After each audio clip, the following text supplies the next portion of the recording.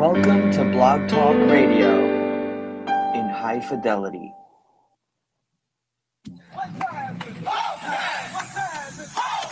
Broadcasting from Cincinnati, you're listening to the Ringside Reporter podcast. All the news from the world of boxing right here. Well, I'm talking to you the way I want to talk to you. Now, here's your host, Eric Lorda.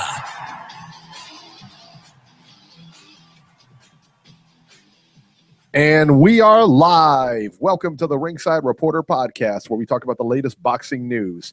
If it's related to boxing, we'll talk about it here.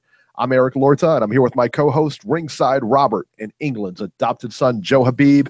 We have a great show for you today, and as always, you can catch us on the web at ringsidereporter.com. If you want to call and ask questions, you can call in right now at 323-870-3857, and we'll be here till about 9 p.m. tonight. Today, we're going to talk about Vladimir Klitschko retires from boxing. Was this a good move? We'll talk about it. Robert, as you know, size matters. And as requested, Amir Khan is our train wreck of the week. Robert, wait till you hear this story. Paulie Malignaggi leaves the McGregor camp and acts like a baby afterwards. But first, we get started with ESPN this weekend. Vasyl Lomachenko versus Miguel Marriaga. This was one of those fights that we didn't catch because of the, I guess, what was it, the Hall of Fame, Robert? The NFL Hall of Fame inductions were happening? Yeah, the Pro Football Hall of Fame, they went way overtime, and they had to put the card on ESPN2, and then they put the main event on ESPN after the Hall of Fame stuff was over with. What a nightmare. What do you and before we get into the fight, if you're Bob Arum, because, if you're Bob Arum, do you paid for time or whatever, or they, how does that work? You paid for time, and then all of a sudden, then you get bumped for the NFL. I don't know how that works, but I don't know. Hopefully, maybe he's compensated. I'm not sure exactly how it works. Are they compensated? I don't think it's a time buy. I think it's a little bit different than the PBC. No, it's is not that what a time it is? buy. ESPN actually signed a contract with Arum. They signed a contract, and I think the money, Bob Arum's money it is what it is. They're just basically paying for the fight itself. It's not like it's a. Gotcha. So they just paid him a lump. Basically, they just paid him like a lump sum and said, "We'll show the fight." And then if they they don't show the fight, that's he still get paid. Yeah, I would assume so, but again, I don't know the logistics behind the deal. But I do know it's not a time buy. Okay, gotcha. No, gotcha. it's not. It's not an Al Heyman move. Okay. Yeah, well, it was an Al Heyman. It was an Al Heyman-esque type fight. This was the PPC special, if I've ever seen one. Vasyl Lomachenko scored a one-sided seventh-round stoppage over Miguel Marriaga. And, listen, man, we all said coming in this was going to be a one-sided fight, and I thought it was a mismatch from the word go. I don't think Marriaga should have been in there with the guy. And true to form, he shouldn't have been. Lomachenko dropped him in the third round, dropped him again in the seventh round, and then Marriaga's corner stopped the bout after the seventh round. It was a one-sided beating. At no point was Marriaga in this fight. At no point did Marriaga have any business in the ring with Lomachenko. And, for anybody who complains about the PBC, complains about their fights and their matchmaking, you better take a long look at this one, man, because this was awful. Robert, what did you think of this fight? No, I can't say it any better. Look, I'm not a fan of what the PBC always does, but for an ESPN platform kind of fight, and you're trying to develop a new boxing audience, coming off of the Pacquiao fight that turned out to be a lot better than we thought it would be, this is not a way to impress your so-called new audience. I mean, this was this was a one-sided, beating, as you said. But believe it or not, it wasn't the worst fight of the weekend. Wait till we get to it, because this was bad. But believe it or not, we're going to talk about a fight coming up soon that was even worse. Beeb, what were your thoughts on the Marriaga-Lomachenko fight? Well, as I said earlier in the day, I was talking about this fight, and the expectations for Lomachenko are so high. There's such lofty expectations. And guy like Marriaga, a smaller guy coming up in weight, coming up a loss. Lomachenko was supposed to run right through him. Did he win every round? Yeah. Did he beat him into submission that he did not want to continue? Did he quit on his stool, or did he stop after the 7th round? Yeah. But at the end of the day, I think this was the platform. This was the situation where, you wanted Lomachenko to make a statement. And, my knock on Lomachenko is he's really great. He's a great fighter. He's good at what he does. But let's talk about some things that, he doesn't do well. I don't think he really sits down on a lot of his punches. I think a lot of what he does is it's kind of like a shoe shine when he has a guy up against the ropes. And I think, he would be better well suited to sit down on some of those shots and, really hurt his opponent instead of, letting his opponent off the hook when he has him trapped in a corner. Number one. And number two, Teddy Atlas made a great point. And after he made that point, I made it an effort for myself to really study Lomachenko's movement. Teddy Atlas did say before the fight, using a video graphic, that Lomachenko moves over to his right a lot, but then he comes back into the center, and that's when he plants his feet in that mid-range area of the pocket, and that's when he throws punches. And when he does do that, he moves back into the center. A lot of times he's walking into the right hand, because if his opponent can kind of pick up on that move that he does when he goes from right back to the center, to left, then he's just basically going to time him and have him walk into that right hand. And when he moves back into the center, a lot of times he's got his hands down by his chest. So, Lomachenko is very athletic. He's a very dynamic fighter, but I don't think he's a great puncher, number one. And number two, he's not a guy that will sit in the pocket like a la Pernell Whitaker, a la Floyd Mayweather, and kind of make you miss with just little subtle movements. He's a guy that really uses his legs a lot. And because he uses his legs a lot, I think he expends a lot of energy because he's using so much movement. And that could be a reason why he doesn't have energy to really sit down on his shots and, conserve his strength to really make a concerted effort to land something sharp, clean, and hard, a la Mikey Garcia. Because Mikey Garcia is the type of guy where, he's really getting a lot of power into his shots. He's turning the shots over. He's a really sharp, precision type puncher. Whereas I think Lomachenko, he's more of a tap guy, more of a shoe shine guy. Seems like he's carried over that amateur style into the pros with him. As athletic as he is, as really great as he is with the pair of legs that he has, I have still yet to see him really sit down and try to get guys out of there. Or, because if you're beating on a guy like that, you should get a clean knockout on him. Basically his last two opponents, they just decided, hey, I'm going to stop because I just can't deal with the speed. But what's going to happen when a guy can time him and deal with the speed? What's going to happen when a guy cuts off that escape route and he can't move around and he's not allowed to use that ring the way he wants to? What if another Salido comes along and roughs him up and makes it a physical, tough fight? And if you watch him too, he's kind of a pattern type fighter, like Manny Pacquiao was. How Manny Pacquiao would always make that step over to his left and then give you that pump fake and then shoot the left hand. Again, it's one thing knowing that he's going to do it, and it's another thing being able to time him. A guy like Mikey Garcia, who's great at just timing guys and just picking up on the little habits that they do in the ring. Steve Kim made a statement about how Mikey Garcia reminds him a lot about Juan Marquez. And, that's a great statement that he made, because I think he hit the nail right on the head. Because, Mikey Marquez would be, at a disadvantage in a lot of his fights. He may not be the fastest guy in the ring, or his opponent may be a little bit more athletic than him, or maybe even a harder puncher than him. But he was really good, particularly against Manny Pacquiao, at just timing Manny Pacquiao and picking up and memorizing his mannerisms and his attack patterns and those little tells that Manny Pacquiao will give. So, when you look at a guy talk about a fastball pitcher, there'll always be a handful of guys in the league that can get around on that guy's fastball. And, he usually strikes out everyone else. Well, I think, Mikey Garcia is one of those handful of guys that can get around on Lomachenko's fastball. Not saying that he's a power puncher, but he's the guy that can pick up on the speed. And I think there'll be other fighters that come along, like a Crawford. With guys like that, I think, will be able to pick up on the speed maybe even a Rigondeaux who will probably be giving up a lot of size, and he's not really been active lately. He's been on the decline a little bit because his level of opposition and his inactivity and his age and his size, that may be a deficiency going up against Lomachenko, but he has a good boxing brain, and he's another guy that could stand in the pocket with you and just little subtle movements here and there and always be in position to punch right back and catch and shoot.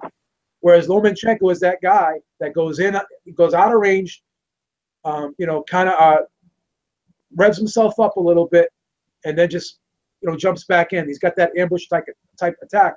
He's not that type of guy that's going to stand in the pocket with you and just dip and duck and slip and slide. He's a guy that needs the legs. So, I'm just curious to see, when he gets into it with a guy who's sophisticated enough to time to pick up on, what he's doing.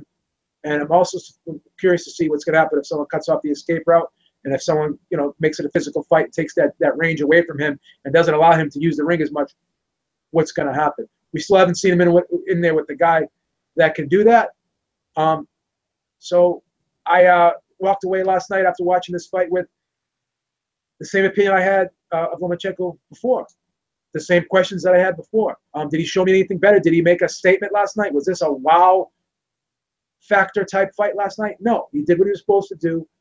I thought he got hit more than I expected him to. He got marked up a little bit against the guy who doesn't really punch hard, and I don't want to be a hypocrite because I'm the guy that says facial damage doesn't always tell the story. But when you're in there with a smaller guy who doesn't have a lot of power, in order for him to mark your face up a little bit, you would suspect that he probably hit you, enough times to do that, more than you would like. And as he said after the fight, he needs to tighten up his defense a little bit. So that's coming from Lomachenko. So, I think the fight was underwhelming. I think it was really uneventful, and I hope the Indongo Crawford fight's better. Let's cross our fingers. Yeah, I would agree with that. Well, and the rumor is he's going to be back in the ring in December, and two of the opponents mentioned were Rigondeaux and Miguel Marriaga. And somebody asked him in the post-fight news conference, they asked, I think it was either Aram or Todd DeBuff, are you going to consider Mikey Garcia? And they said, no, he left us. We're not going to do business with him. Yep. There you go. There you go. Does Lomachenko move up the pound-for-pound list off of this fight? I mean, I personally don't think so. No. Yeah, I mean, until he fights, if you want to move up the list, you got to start fighting somebody here. And the Miguel Marriagas of the world, and not that there's no slight against Marriaga, but he shouldn't have been in the ring with him, man. He really shouldn't have been. He's not on that level. And they hype Lomachenko up like he's the best pound-for-pound fighter, then start acting like it. Start fighting somebody. And you know what? I don't understand, I get it from a business standpoint, the top-ranked thing with Mikey Garcia and everything like that, but that's the fight everybody's talking about right now. Make it happen. Why don't we make this happen? Well, boxing politics, Eric, is not going to allow that to happen, and that's unfortunate. But that's the sport we cover, and that's the way it is nowadays. Yeah, I agree. And piggybacking off my statement, because I love that comparison that Steve Kim made when he compared Mikey Garcia to but I think a Marquez. Excuse me, not a Marquez. He's retired. I think Garcia Lomachenko fight would kind of remind me a little bit and possibly shape up to be like a Marquez versus Pacquiao type fight, with Lomachenko playing the role of Pacquiao, but with less power. And I could see Garcia really timing fight and catching him, walking into the right hand a lot. And again, Garcia's got a dart of a right hand. And I think that, to be honest with you, that's a fight that I'm really, really hopeful that does happen. I think that would be an awesome fight on paper, style-wise. That would be a tactical fight, but it would have its moments where there'd be some really decent exchanges, and it would just be like high-tech chess in there between those two guys. Those two guys are just so highly skilled, man. I would love that fight. I wouldn't mind the Rigondeaux fight, but Rigondeaux has just been so inactive, and he's getting older, and he's kind of Lomachenko, and 2 or 3 years ago, I thought the fight would be great, but I'm not so sure now if the fight would pan out as well as I would hope for. now with Rigal being so inactive and stuff. I'm really high on the Garcia fight, to be honest with you. I would love to see that fight. What kind of shot do you give Miguel per shell, guys? None. No, it's not fast enough. All right. I think it's another. I don't like the fight. That's another. Yeah, I think Lomachenko, to have a real test, would have to move up to 135. Even him versus Linares would be a good fight. Him versus Flanagan would be a good fight. Yeah, I will tell you, those would be all good fights. I will tell you this: I don't hate Lomachenko Rigondeaux though. I don't hate fight, but I don't like it as much as I. To me, that's a real danger for him, and that's what I'm looking for. You think so? Yeah, I do. I think he presents a real danger for Lomachenko. He does. Yeah, I'm just not happy with Rigondeaux being inactive lately and him getting up there in age. And yeah, it's got to be soon. If he's going to fight him, it's got to be soon. Don't wait. Yeah, the longer they wait, the worse it's going to be for him. And Wood is in the chat, and he said basically if they let business stand in the way of the Garcia fight, that's pretty sad. He said too much good money on the table. And he's right. That's a big money fight. That's a pay-per-view fight. No, I totally agree with that. But they had a video of those two. Said after, in the post-fight news conference. But they had a video of those two. Mikey Garcia met Lomachenko, and I don't know if it was his manager or something. It was Lomachenko's manager or whatever it was. But he said, that fight's definitely got to be on pay, right? And he was talking about him and Lomachenko. He's like, there's ways to make it happen. He's like, there's ways around the whole thing. So it sounds like that fight can be made if the fighters want it. It can be made, man. That's just the way it is, man. Yep. Let's talk about the undercard of this fight, man. Ray Beltran versus Brian Vasquez. Beltran won a majority decision over Vasquez by the scores of 96-94 twice and 95-95, which kind of shocked me. Beltran came forward to me, pushed the pace the entire fight. I thought Vasquez countered well at times, but the pressure of Beltran was putting on him, man. He just seemed very uncomfortable in there. You could see him. He's like it almost looked like he fatigued early in the fight, but he came on a little bit later in the fight, but not enough to win rounds, I don't think. No. Beltran winning the fight 7-3. I was actually surprised that one of the judges had this a draw. I thought, and I was actually being a little bit generous giving him 3 rounds. I thought Beltran walked this guy. I agree. I think Beltran really imposed his size and his will and his strength in this fight, and his punches had much more of an impact. And I think Vasquez moved well. I just think that he didn't have the pop to keep or slow down Beltran, and I think Beltran landed, like I said, the more significant, cleaner shots. And as you said, he pushed the pace. And amazingly enough, I think Vasquez got his second win. And he finished the fight respectably, but I don't think he did enough to pull this one out or even make it close. I have to be honest. No, I agree. Robert, how did you have the fight scored?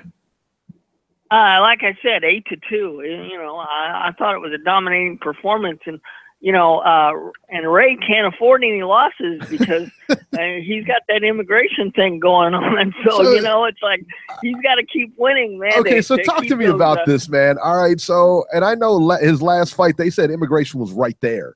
So if he lost it, he's gone. Yeah, I don't understand this. Yeah. He's a boxer. He's won his last 2 fights. Why does he have to keep winning to stay here? I don't get it. Well, I guess the visa that he's currently on is about to expire, and they basically, whoever's in charge of that has basically said, if he loses, we're going to come get him, and we'll do it right there in the arena. Well, the way it was explained, via Max Kelman was, I guess if you can show the ability to have exceptional talent in an area, then that would be enough to earn you a work visa, if based off of that. So I guess if he loses, then he really doesn't have exceptional talent, I would think, according to that's right. To immigration, I'm guessing, right? He's literally fighting for his life, people. Yeah. That's insane. That's a lot of pressure to put on a guy, man. It's like blood sport, man. Yeah, that's what it's like, Yeah, exactly. Like the gladiator days, because he gets deported. I don't think his family would get deported. I think he would get deported. No, just him, not his family, just him. And he's married with 3 kids, I don't get that, man. I really don't get that. Oh, well. But he keeps winning, and hopefully he moves on. I heard his name being brought up for Lomachenko also. That's a horrible fight, in my opinion, also. Look, I like Ray, but that would not be good for Ray. No, come on, man. Seriously. He'd be deported for sure if he fought Lomachenko. Yeah, that's just a leave the country fight. You know what I mean? For him, man. Yeah. Yeah. All right, let's talk about Showtime. The Showtime fights on Friday. Nikki Adler versus Claressa Shields. 168 pounds. IVF and WBC titles are on the line. Nikki Adler, the champion. Shields dominated this fight from start to finish. At no point was Nikki Adler even in this fight. Offered up zero resistance. I mean, zero. When I say zero, how many punches did she land, Robert? You said 6? 6 out of 84. Come on. 6 out of 84. She only threw 84 punches. She only landed 6 of those. I couldn't believe what I was watching, man. The bout was stopped at 134 in the 5th. The most exciting part of this fight was seeing the 160-pound champion Christina Hammer after this fight. The two talked about a potential fight, blah, blah, blah. Whatever, you know. I thought Christina Hammer, for me, was a highlight of this fight, to be honest with you. She looks like a runway model. Beeb, absolutely. Beeb, what were your thoughts on this fight? Well, Claressa Shields looked a little bit better than she did in previous outings. I mean, she was actually keeping her hands up. She was sitting down on shots. She was throwing short, crisp punches straight down the middle. She looked okay, but again, it wasn't hard to look okay against the opponent with all due respect that she had in front of her. Once again, this doesn't answer a ton more questions. At least, her punches were a little bit more compact. They weren't as wide. They weren't as, flailing type. They weren't arm punches. She actually, looked the part. But, you can't really get excited off of this fight. I mean, another person that's not a huge puncher. Obviously, she got Adler's attention, but she threw everything but the kitchen sink at her, and fortunately, the referee stopped the fight, and it is what it is, man. Bring on Christina Hammer, man. Yeah, right. Bring on Christina Hammer. What else can I say? Yeah, exactly. So does that fight take place? Christina Hammer is the 160-pound champion. Yeah. Does that fight take place at 168 or 160? No, I would hope. I would think 160. I would hope 160. I would too. You know what's funny is that Ronda Rousey, when she got out of the Olympics, she was around 160, 165, somewhere in there. And when she got to the UFC, when she went to fighting and everything like that, she dropped a lot of weight. She went to 135. Is it possible? And I don't know, and I'm just saying, for the sake of Claressa Shields' career, big money fights, you got Katie Taylor down there. What is Katie Taylor? I think she's 147, if I'm not mistaken. Let me double check. Is she really that heavy? She may be. She may be lighter than that. Let me just double check. She may be a lightweight. I could be wrong, but I think she's 130, 135. That's what I thought too. I mean, possibly. Let me find out. You could be right. Would it be possible? Oh, you know who's at? Ava Knight is at 147. Not Katie Taylor. Katie Taylor, I believe. Wood is saying she's in the 30s. Yeah. In the 130. Yeah, she's 130 pounds. Okay, would it be possible for Shields to drop weight and go not that much far down? Not that much. Why not? Not that much. Why not? No. Why? No.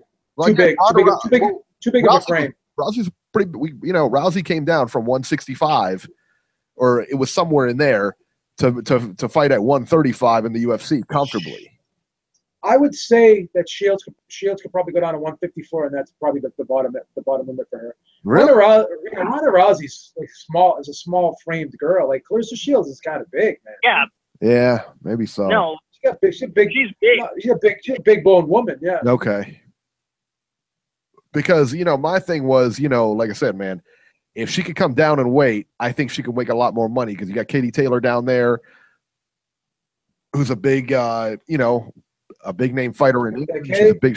She's probably to me anyway, one of the more popular fighters in the world. Katie Taylor fights at 135. Yeah, so I think that would, if they could, if she could somehow get down there, I don't know, but that is quite a bit of weight to drop. But again, Yeah. I don't, whether it can be done or not, that I don't know. Again, I don't know. Katie Taylor's Now, Eric, 5'5". you said you saw videos of Hammer. Does she look like she can fight, or is this going to be another what we saw on Friday? She's like 5'11" too. She's a pretty. Yeah, she's a pretty tall girl, man. She was definitely taller than Shields was. Yeah. But yeah, she looks like she can fight a little bit, man. Yeah, she's able to move a little bit. She can punch. She throws proper punches. They're not winging. She looks pretty good. Yeah. Okay. All right. So yeah, I mean, Clarissa Shields is 5'8", 68-inch reach. I don't know. Maybe I would say 154 would probably be the bottom end for her. 168 is kind of. How tall is she? Yeah, how tall is she? 5'8". Yeah. Yeah, I mean, she could. I mean, technically, Hammer's 5'11". Yeah. 5'11". She towered over. Yeah, she towered over Shields. Yeah. I thought it was because she had heels on, but okay. No, she's tall. I didn't even notice she was wearing heels, Robbie. I was paying attention to business, so I don't know. I know. Well, I was too, but okay. Please, Robbie. Hey, I'm single. I can get away with that kind of stuff, Terrible. Let's talk about the undercard on that fight. Jesse Angel Hernandez versus Vladimir Tikhonov. Hernandez manhandled Tikhonov en route to a 5th-round knockout. Tikhonov was actually 16-0, and this actually looked like a setup fight from the outset, man. But Hernandez had other ideas. He just beat Tikhonov in every aspect of this fight. I was really impressed with Hernandez. He took some shots. Don't get me wrong. He took some shots. But I thought he looked pretty good. Robert, how did you think he looked? I thought he looked good. And, the guide showed that there were supposed to be 4 fights on this card, and yet we only got 2. So I wonder what happened to the other 2 that they were supposed to show. Well, I know that, what was it? Sonny Fredrickson, his opponent dropped out, and I don't think he fought. I could be wrong about that, but I don't think he fought. Okay. His opponent, there's a big press release going around saying his opponent chickened out of the fight or backed out of the fight. We didn't know, just basically took the coward way out or whatever. That's what the press release was indicating. So, which was good. Beeb, did you catch this fight? No, I did not actually. Yeah, you didn't miss too much. Yeah, Sonny, I just got word from Wood that Sonny was scratched altogether. So, and I think Wood is, okay. I think Wood is on the line if I'm not mistaken. But let's go to area code 508 first. 508, you are live. Georgie. Hey, what's happening, people? What's happening, man? From this day, you'll be my new fool. How you guys been? Long time no see. I haven't called for a couple weeks. I know. I've been missing you guys, but I always catch up with the show and give you guys the thumbs up. Man, that was a shit show, Beef. What's going on, buddy? What kind of shit show was that? Well, I mean, Vasyl Lomachenko fight this Maraga dude. Don't he lost before? Like he came out for like 2 losses in the row. I mean, I don't get it, bro. I know he lost his last fight, and it was fought for a 126-pound title in his last fight. So it was awful. I don't know, man. My question is, okay, the Indongo fight. How can we bring boxing forward? How can we bring it? We're not gonna go to the main. The subscription, HBO, Showtime, and you're gonna give this some type of, affordable package, right? Because it was on ESPN, right? Yeah. But my question is this, though. Right. So, my question is this: this wasn't a great fight, and on paper, this Indongo fight, I know it's for it's for all the titles, but it looks like Crawford's probably gonna win this fight handily. I hope I'm wrong, but. I may not. So if we see 2 one-sided fights in a row like this, because Crawford's a huge favorite, Lomachenko's a huge favorite, then after a while, is the pressure going to be put on Top Rank now with this ESPN deal to deliver some good fights here? Because after a while, You can only feed the public, so many of these fights before, they start turning off their television sets or changing the channel.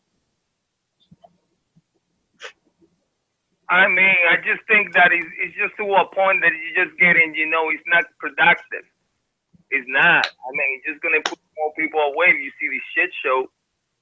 And then you got Clarissa Shield. Like, I understand that women boxing, it's like fresh out of the oven. It never really been like that much women boxing out there. But the way these people try to push it, it's not right. We cannot put these people on these fucking fighting for championship with the division is so thin. It's not really competition out there. Like the Eric idea, I'm all for that. These women, they're going to have to step up into history and say, you know what, there is no competition. For me to really be recognized, I got to do multiple fucking belts. Like the girl in Puerto Rico, dude. The Puerto Rican girl did. You have to do that just to shine a little bit. Because the competition is not there. It's just like, that's not going to attract anybody. So, I mean, you put in these resources, put in these some major channels as a main event, and people watch it. It's like, this is not even a fair fight. Because technically the other one is not, in the same level. So it's not eye appealing. And you have, that's, people want to watch a show at the end of the day. It's entertainment. It's a sport, but it's more entertainment than anything else. It's real, but, it's a business. I understand the aspect of the business, but at the same time, it just don't make sense what they're doing. You just don't. I mean, Lomachenko, that's a dead issue. Until these men don't move up or somebody like Mikey challenge him. If Mikey's a free agent, why we can't have that fight? Talk to me, Beeb. It's up to Bob Arum, I guess. But Garcia would sign that fight in a second. Why is it up to Bob Arum? He's not the manager. He's the promoter. The manager dictates the fights. Right? That's why he fought on the contract, right? It was Bob that he fought for 2 years and shit. Yeah, the promotion. The promotion. The reptilian himself. Motherfucker, man. Bob, listen, Bob, everybody has demonized fucking Don King for the longest. But the same way that I talk about these mafia, these promoters too. A lot of people want to give credit to promoters. Listen, they cut blocking everything. They blocking. They are. At the end of the day, these fights should happen. They should be there.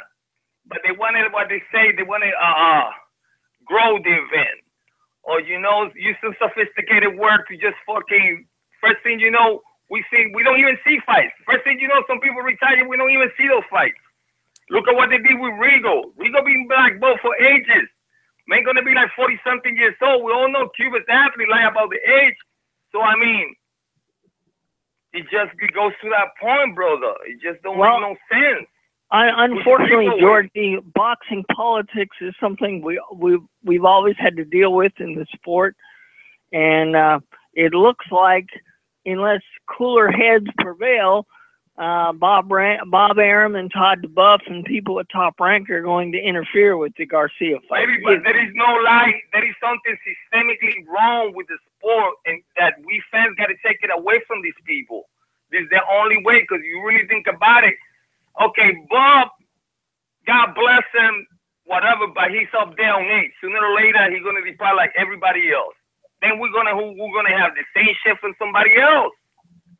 Yeah, so well, but it's the whole thing all together, and we got to his get his son-in-law will run the company then, and he'll do the same things that Bob has done. That like the WBC keep the same fucking line of the same mafia they be running for fucking decades. I understand this, but the only way that we can take it away from them is through the social media and express our opinion. We got to put pressure on the Twitter, on this and that to see these fights. Well, not only that, Georgie, but fighters have to actually speak up and say, look, I want to fight so-and-so. They on the contract and they get blackballed. Look at what they did to Rigo. Well, Bob Arum being on the business for 50 years. When these men say that he take Rigo to HBO and they want to puke, don't you know that this man is doing this on purpose? He knows better. He said that that's destroying a man's career. And he said this shit. And what happened with Rigo? Blackball. When fucking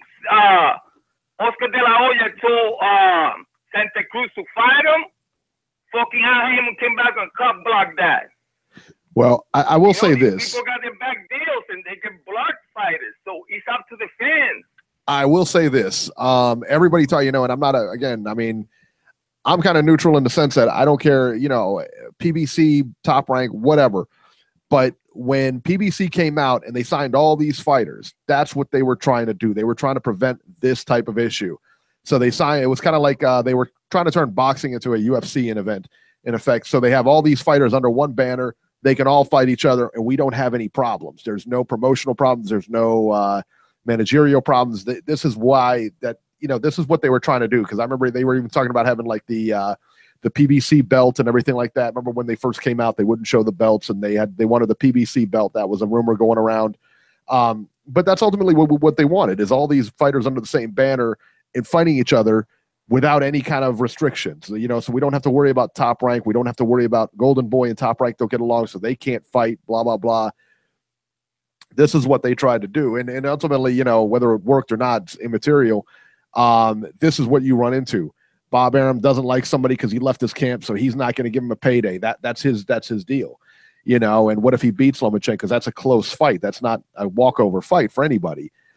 And that's what everybody gets sick of. And you're 100% right by being irritated with that, because I'm tired of it too. The fact that we can talk about Garcia, Lomachenko, but the fact that it's not going to happen anytime soon, probably until one of them is out of their prime, and then they can make that fight, because it just is.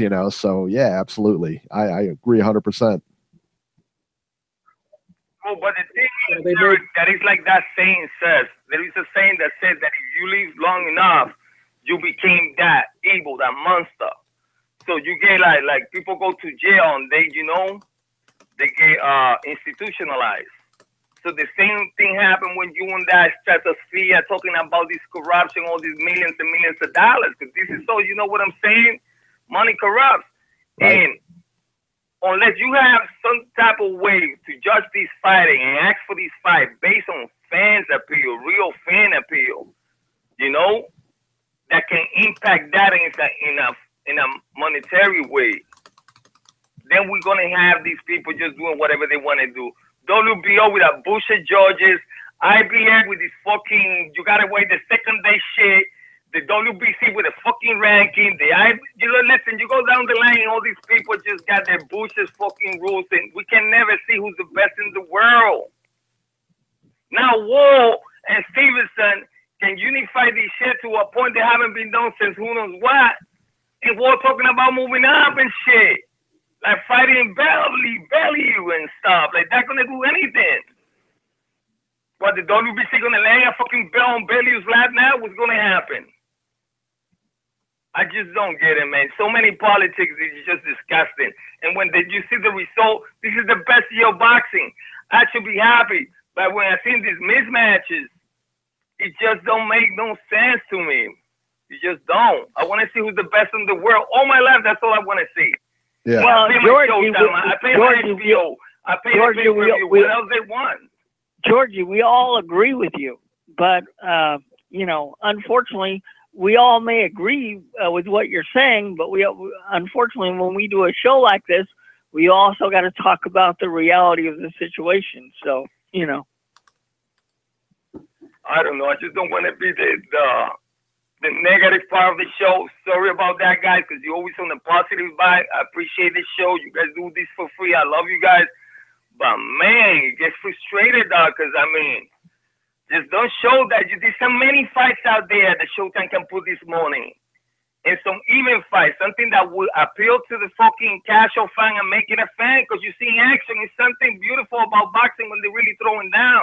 But when you see mismatches, just that shit, you don't want to see it. That's pretty much my call. Love you guys. Everybody out there support. Thumbs up. Well, thank you, Georgie, for your call. All right, Georgie. Love it, man. Love it. Always a good call. Georgie's always there, man.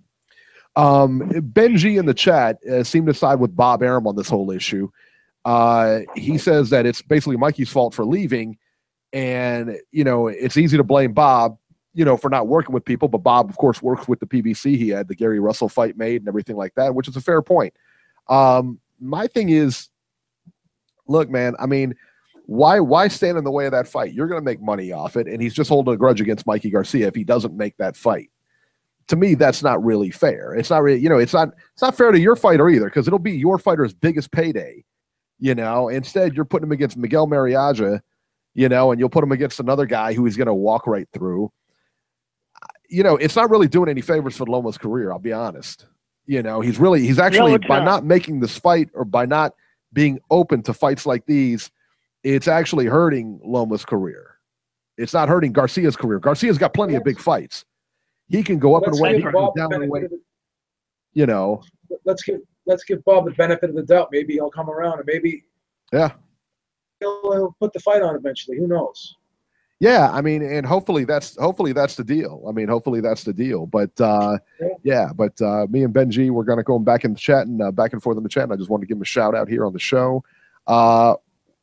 Area code 1111. You are live. Could be a Skype call. Could be Wood. I don't know. 111. You're live. Maybe. What's good, fellas? What's up, Hey, man? Wood, What's happening? What's up, Wood? Not much, man. Not much. I was on the road last week listening to you guys in the car. I was on my way back from New York, so very nice. Just checking in this week. Now, were you at the Shields fight?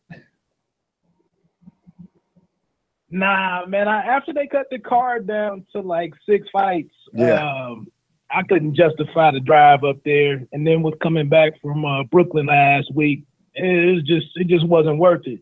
So you actually missed a big opportunity to get your picture taken with Christina Hammer? I was sitting at home like, damn, I could have bumped into her.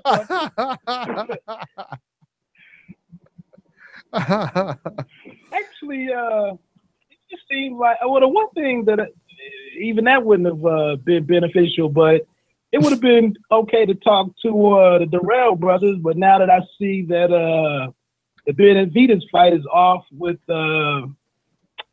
Anthony, that takes away from it. Yeah, it takes away from that.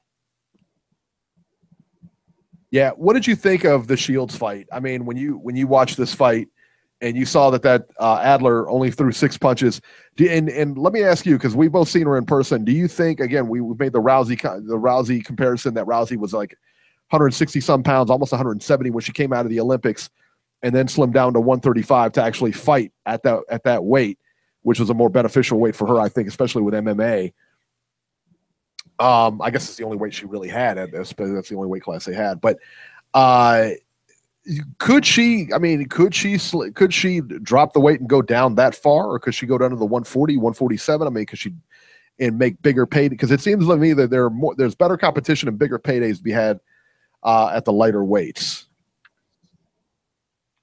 Yeah, I think like they mentioned on the telecast, if you go and check on BoxRec, I mean, it's like 50 or 30 women or something in the whole world at those higher weight classes. So I think it would behoove her to go back down. And like I said, she fought Sabatos when she got that one of the minor belts or something, but she fought her at 160, to get that belt. So I kind of didn't understand the reasoning in going up, knowing that Hammer was out there at 160. So it seemed like ideally she would have just hung out there and made that happen. But I don't know. I think I've actually stood next to her. I think she can go down somewhat. She might have to invest in a nutritionist or something, but I think it's a wise business decision that, can't be avoided. You just can't be up that heavy on the women's side with nobody to fight. Yeah, and it's funny. I mean, you look at her, it's like, and I've stood next to her too, and I mean, you look at her and I would never guess, like, coming off the street, like when, she's in street clothes and everything, and, when they announce her weight at like 160 or 168 or whatever, I never guess she's like, that weight. She looks a lot lighter. I mean, she looks like, yeah, she's lean. She's very lean. Yeah, I mean, she's muscled up, man. I mean, she's a very lean girl, man. And I'm wondering, can she physically drop that weight? But like you said, with a nutritionist or something like that, I mean, could she? And it sucks that we talk about this. It sucks that we talk about this for the women's division, but the fact is, there's nobody really there. No big money fights for her at those higher weight classes. To me, there's bigger money fights. She doesn't have choice. Yeah, I think that's the thing. She doesn't have a choice in the matter, in my opinion. And, you know, to me anyway, like when Rousey, again, we'll go back to Rousey, when she came out, she couldn't have gone into the UFC or Bellator at 160 or 165 because there was no weight division there. You know, it's 130, and I think they have 145, 135, and then they have 145 now. But 145 is brand new, you know, for UFC for women, and 135 was that weight class. So anything heavier, she would have to go to, like, you know, she would have had to go to like Invicta or something like that. But for and the same thing goes for Claressa Shields. The bigger paydays are at the lighter weights, and if she can get down there, I think you're right. That would definitely be a you know, beneficial. Right. I thought she looked good though. I think some of the complaints that were out there against her, she cut down on a lot of wildness. Just showed a lot of skill in my opinion. But like Beeb mentioned, and I think you might even said it. I mean, Adler, she said her game plan was a secret. She must not have let it out to herself because she didn't even, like you said, she didn't even connect in like 3 of the 5 rounds. She didn't even have a connection. You know, she didn't even land a punch. So it was a letdown.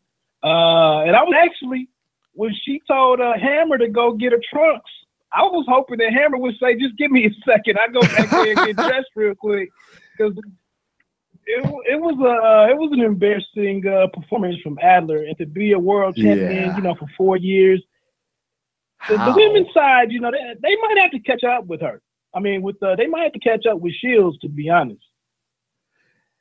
Yeah, you kind of wonder. I mean, but you look at Katie Taylor and her performances, and she's a lot the same way. I mean, she's taking people out left and right, you know. Now, is she the same class as Shields? I don't know. I mean, I know she's pretty good, but I know Shields is pretty good too. She looks, how different okay, so you saw Shields' first pro fight. How different does she look now than just a few fights later? I mean, she looks like there's a world of difference there. It is. And I think, you know, she might have been pressing early on too. Yeah. You know, I think she was adamant about being exciting. I didn't think her and Franchon Cruz, I didn't think they really had to bang that much. But I mean, man, they seem to be banging on each other for the 2 minutes of each round that they fought. You know, I didn't think that was necessary. And I really don't think that that's the kind of fight we want to see. I mean, I want to see some skill, you know, displayed at times. So I thought it was good to see what, you know, the way that she went into against Adler, setting up her shots. I thought she did some beautiful work with that left hand that I kind of wasn't expecting. But like just Adler let us down on that one altogether because she was supposed to put up way more resistance than that.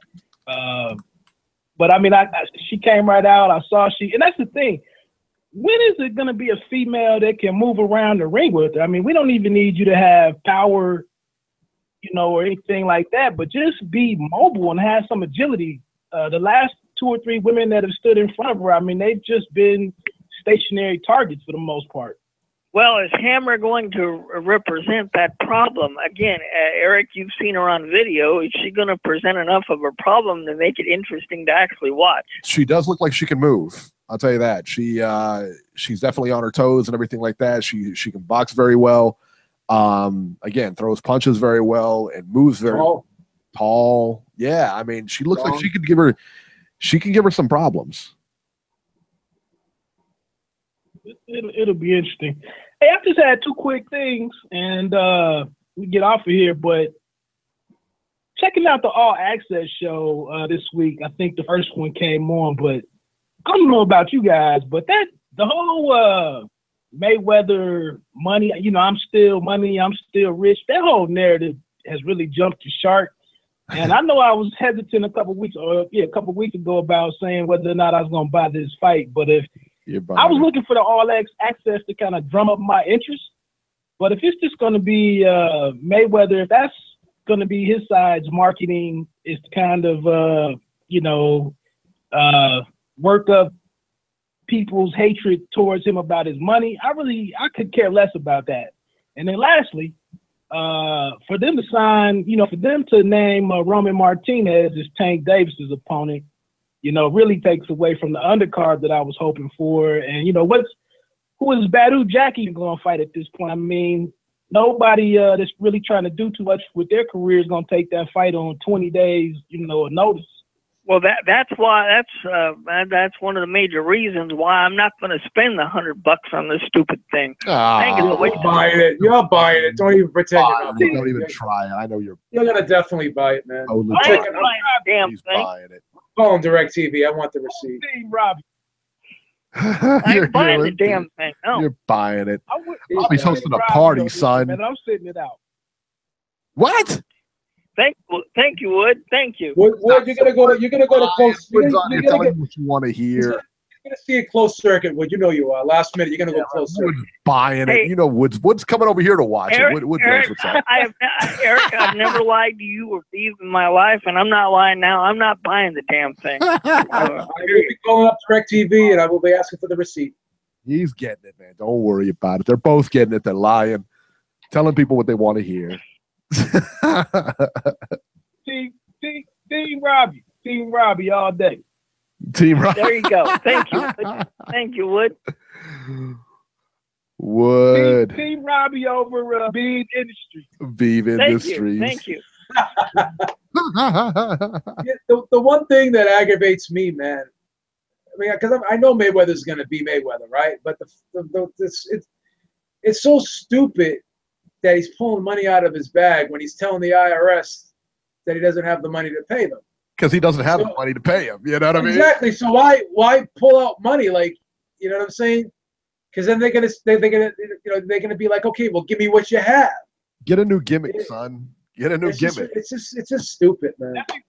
That's exactly what I was sitting here thinking. Like, if I'm at home, if I'm the IRS guy sitting at home, and I see you walking around with this bag, I mean, it's at least $250,000 in that bag, I'm guessing.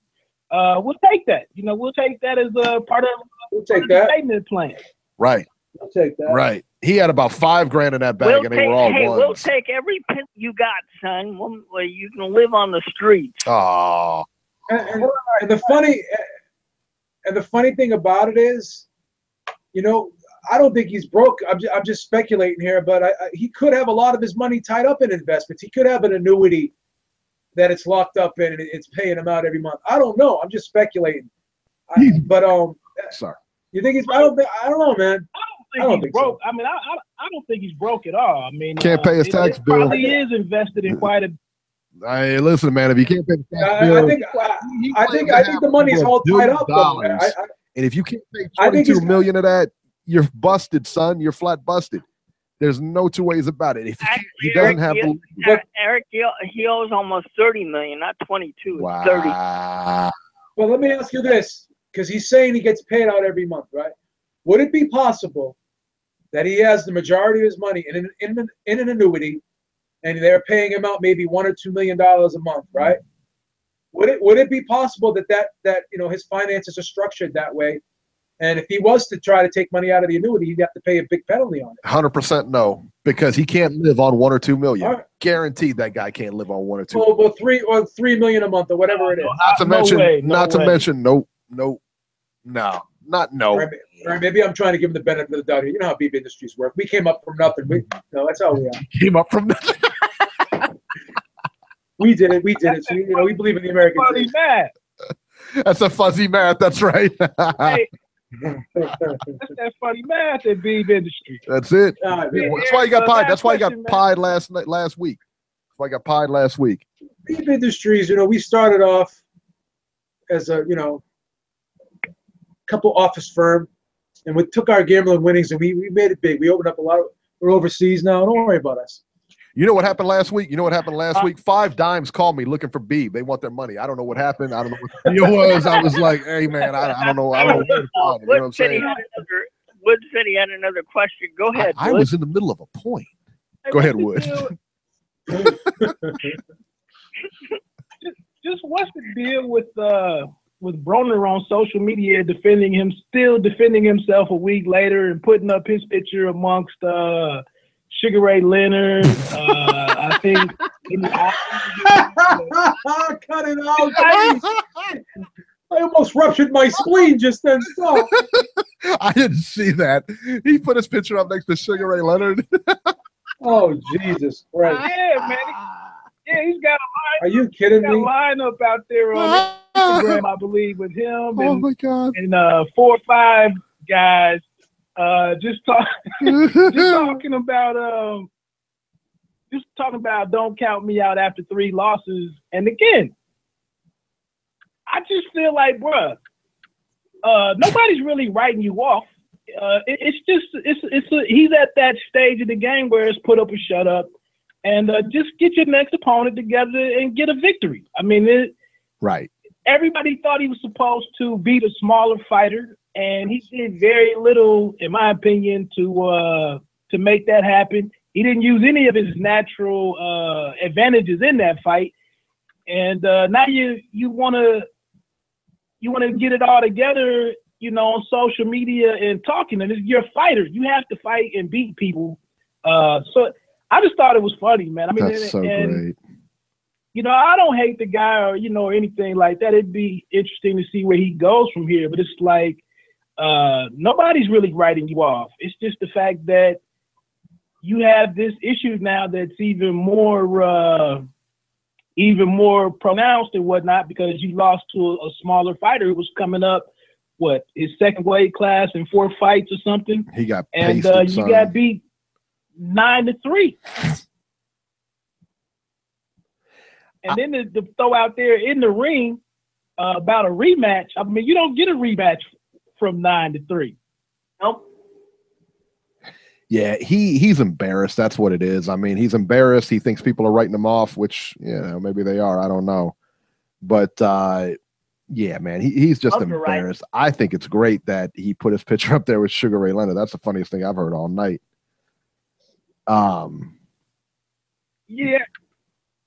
I think maybe Marvin Hagler was on there. It was a couple of guys around that super lightweight, welterweight. It was a couple of the big names in there, just saying, you know, I still got a lot left in the tank. But wow. I don't know, you know, any of the top guys. I mean, obviously he could be put in a ring right now with Terrence Crawford, you know, who's at 140. So where does he go? I mean, it's not a good move for him. I mean, he could be put in there. I mean, it's not a good move for him. Hey, Woody, he goes to full-time gatekeeper status, okay? That's where he goes. He really does. Yeah. I mean, I didn't he's crazy, man. I putting this Sugar Ray. Give Adrian Granados a rematch. Oh yeah. Here we go. Yeah, I got it right here. All right, so it's a picture of Adrian Broner. It's the box rec pictures, right? It's a picture of Adrian Broner next to Sugar Ray Leonard, Julio Cesar Chavez, Sugar Ray Robinson, Muhammad Ali, and Roy Jones. Oh my God, really? Which one is the odd man out here?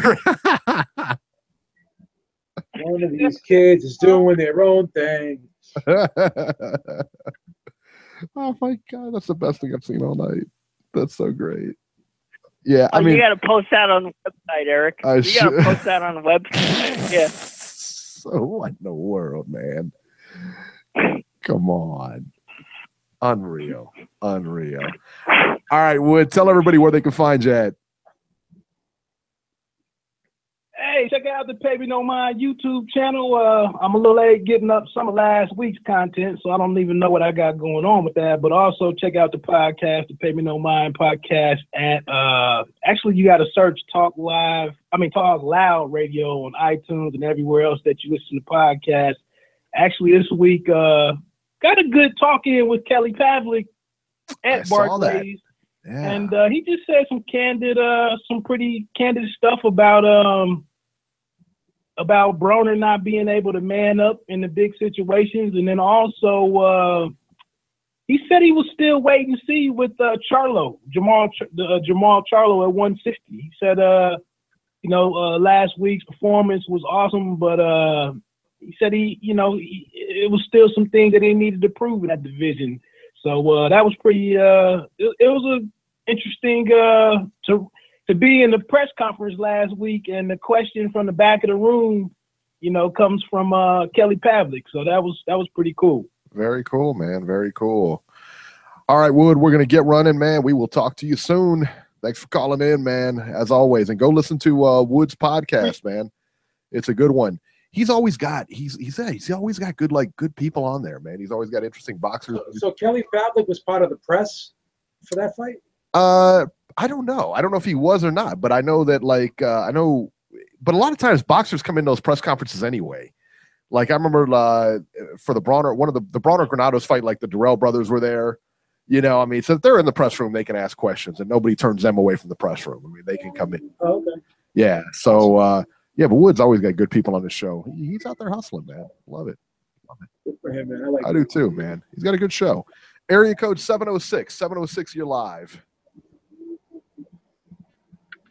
What's going on, Eric? What's happening, man? I've been listening to you say some really dumb shit about the Floyd and IRS situation, bro. I thought you were. Dare you? I didn't think you'd be saying that kind of shit. Did you even read the IRS statement? What they said when they released that thing? Did you read it? What they said about Floyd? Who am I speaking with? It was Jason. I called last time. That was my first time last week. Oh, that's right. Okay. All right. So talk to me about this. Talk to me about the Floyd IRS situation. Did you read their statement? Did you read the IRS official statement? What they said about Mayweather? Did you? You tell me what it said. You obviously read I'm it. asking you, did you read it or no? Just tell me. Did you not? Clearly, I didn't read it. So please tell me what it said. All right. So they said, we know he has the money, but he's trying to finagle his way out of paying it on time, and he's asked for an extension, which is his right. And even Mikey Garcia and Robert Garcia were on ES News. They're saying we ask for extensions all the time to pay our taxes. So why wouldn't he ask for an extension? It's smart to ask for an extension, and he's going to be granted that. So that has nothing to do with him being broke. Also, well, why didn't he pay him? Article it said, if he had the money, why didn't he pay him? Huh? If he had the money, why didn't he pay him? Why did he need an extension? What is that? Has nothing to do with having the money. Asking for extension is your right to do. It is, but I mean, if you have the money, wouldn't you want to pay a bill? Jason, if you don't mind me stepping in here for a second, remember he still owes money from the Pacquiao fight. That's why his bill is $30 million. I mean, yeah, and that's his right. If it was that much delinquent, they would come up and sell his mansions already. It's not that he already has a deal with them. He's paying it. That's why he asked for an extension, so he doesn't have to sell it. In the official statement, they said, we know Mr. Mayweather has money in other accounts and he could pay us right away. So that's why they're not. Why would the IRS put out a statement like that? Why would the IRS come out and put out a statement like that and say, we know he has the money to pay us? It's a confidential matter. Why would the IRS put that out? They've put statements like that about Trump for fucking decades. Have you not seen that? He's been asking for extensions for like fucking decades. This is the exact same thing Trump's been doing for so long. I'm sure you know that, right? Okay, so go back to Floyd then. If he has the money, I just don't understand why you guys are all, just you and you mostly jumping like, no, he's broke. He's broke. I don't understand why where that's coming from. Like, he's broke. Because he can't pay his bill. That kind of mentality, why that is. Because he can't pay his bill. If I get a bill and I can't pay the bill, then I would assume that I'm broke. If you get a bill and you can't pay the bill. Who said he can't pay the bills? The IRS themselves said he has the money. He can pay them, but he just asked for an extension. That doesn't mean he can't pay. He did not pay the bill. The point is, though, if he's got the money, he doesn't need a damn extension, does he? Dude, billionaires ask for extensions on their tax bills every fucking year. So does that mean billionaires are broke too? Or is that what you're telling me? I'm pretty sure he's not a billionaire. Is that what you're telling me? No. What I'm telling you is if you have a bill and you owe so much money, you should pay Yeah, it, but listen, so if you read the whole statement, it said in 2007, he owes 7.6 something million, right? And they came to a deal a year later to pay $5 million flat. He came out $2 million ahead. Isn't that fucking good deal? Like he got a fucking bargain. He paid them $5 cash and they took off 2 point something off it from the top. Did you read that article? That's what the original article said. You guys didn't even read that. So what? I read that. Like, don't even mention that. I read that one. So he owes like 30 million. He's gonna pay them cash, probably like 25, 6, save like 2 or 3 million. That's what they do all the time. They're trying to bring it down 2, 3 million. That's nothing to sneeze at. Okay, so I don't understand where this broke talk is coming from. That's all. Okay, so Floyd Mayweather has money.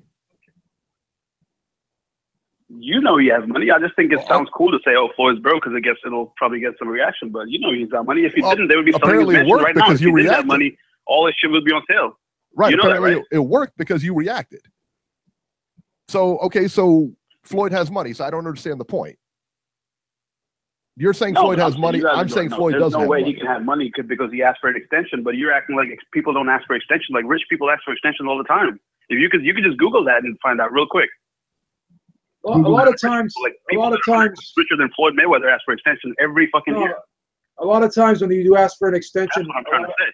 a lot of times you can work it. I said a lot of times when you do ask for extension, you can work a deal where you actually pay less than the actual amount.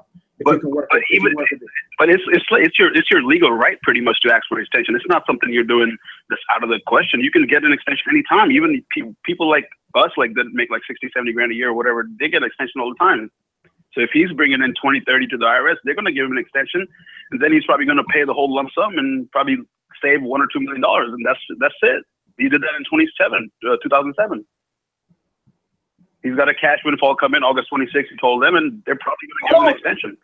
But that's what I'm trying to say. If he was really broke, that fucking Vegas mansion, that Miami mansion, would be on sale right now. If he didn't have, I don't think he's got the money. I don't think he's broke. I think a lot of his money is tied up in investments. But I still don't like the fact that he's pulling up the duffel bag. I mean, he's 40 years old. Right. I mean, that act is pretty old. Doesn't he have to take some heat for this, though? I mean, doesn't he have to take some heat for this? Donald Trump, who's under IRS audit almost every year, he said this himself in Time Magazine. He said, so that's like saying Donald Trump is flying around in his Trump jet, living in this Trump penthouse. He's flying in the IRS. Jason, let me ask you a question. You have to agree this though, Jason. Let's make one point. Jay-Z, like I said, Donald Trump, Bill Gates, they don't walk around with duffel bags full of money and pull it out and say, hey, look at all the money I have. I mean, that's at 40 years old, it's kind of childish, no? Can we agree on that? Yeah, it is, but I'm saying so doesn't he have to take some heat though? Compared to the kind of assets that Donald Trump flaunts, that's nothing. That's like chump change. Doesn't he have to take some heat? Donald Trump is under audit every year for the way he acts, because he never pays his taxes in full. Right, but leave Donald Trump out of it for a minute. Doesn't Floyd Mayweather have to take some heat for the way he acts? He acts like he has all this money. He acts like he's this billionaire. Absolutely not. He doesn't have to take heat. What does his taxes have to do with because he can't pay his bill. How does his taxes not paying taxes affect us anyway? I don't understand that. Because he can't pay his bill. That's why he takes heat for this. Of course he can. IRS said himself. He's got the money and the assets to pay us right away, but he's not. He doesn't want to. All he has to do is pay it, then the whole story goes away, right? The point is, if he's got the damn money, he should pay the damn bill. That's all we're saying. He doesn't want to. He wants an extension. What does that have to do with you guys? That's what I'm not trying to. What does this have to do with you? I don't know. Why are Eric and the Robbie so fucking butthurt about that? That's what I'm trying to figure out. I think you're the one that's butthurt. I mean, you're the one over here defending him, getting emotional over Mayweather's money. You pay the damn bill. No, it seems like it's personally affecting Eric and Robbie. I don't get that. It's not personally affecting. It doesn't bother me if Trump doesn't pay his taxes. You're the one. 2 years. I don't give a shit. Yeah, well, obviously you do because you're calling in now. I mean, you called in and with an axe to grind with me about the way I'm treating Floyd Mayweather. Because you didn't even read the official statement with the so IRS what? themselves. What do you care? What? So money what? To pay us, but he's asking for an extension. Clearly, you went and researched it. Clearly, you went and researched it and said, "Hey, look, I'm concerned about Floyd's money. I think I got to go find this out. I'm concerned about Floyd's finances." No, I didn't research it. I remember reading it like a month ago when it came in Boxing Scene. They said he's got the assets to pay it. He's just asking for an extension, which is his right to do. That's called research. All right, so I researched Mayweather's money. Right? I think the big problem is just one article, dude. It's not research. It was on Boxing Scene. That's well, then it's there you go. I read one article and said if he wanted to pay us, he could pay us right now. Jason, this is just my opinion. It's my opinion. Go ahead. I for 1 second do not believe that Floyd is broke. I for 1 second do not believe that Floyd does not have money tied up in investments and financial instruments. Beeb, let me say this. Beeb, how can we even believe it when the IRS themselves said in their official statement, we know he's not broke? My only thing is this. Believe that. How could we even jump to that conclusion? My only thing is this, though. It sends the wrong message to people. Yep.